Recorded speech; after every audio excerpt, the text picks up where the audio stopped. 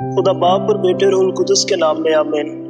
हमारे लिए आज की तलावत मुक़द्दस पौलुस रसूल का दूसरा खत कुरिन्थियों के नाम उसके तीसरे बाब की 15वीं आयत से चौथे बाब की पहली आयत और फिर तीसरी आयत से छठी आयत तक तलावत समाअत फरमाएं। बस आज तक जब मूसा की किताब पढ़ी जाती है तो वो निकाब उनके दिल पर पड़ा रहता है, लेकिन जब ये खुदावन की तरफ रजू लाता है तो निकाब उठाया जाता है।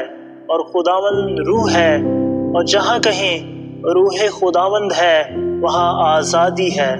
लेकिन हम सब के बेनकाब चेहरों से खुदावन का जलाल गोया आईना में मुनक्कस होता है, और हम उसकी सूरत में खुदावन की रूह के वसीले से जलाल तक बदलते जाते हैं। बस जबकि हमने रहम पाकर ये खिदमत हासिल की है तो हम हिम्मत नहीं हारते, और हमारी इंजील अगर पोशीदा है तो हलाक होने वालों पर पोशीदा है, यानी उन बेतकादों पर जिनके अज़हान को इस जहान के खुदा ने अंधा कर दिया है, ताकि खुदा की सूरत यानी अल-मसीह के जलाल की इंजील की तजल्ली उन पर ना चमके।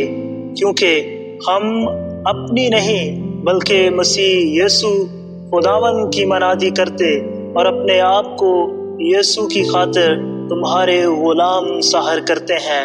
क्योंकि खुदा जिसने फरमाया कि तारीकी में से नूर चमके, वही हमारे बातन में चमका है, ताकि खुदा के जलाल की पहचान की रोशनी यीशु मसीह के चेहरे से जलवागर हो।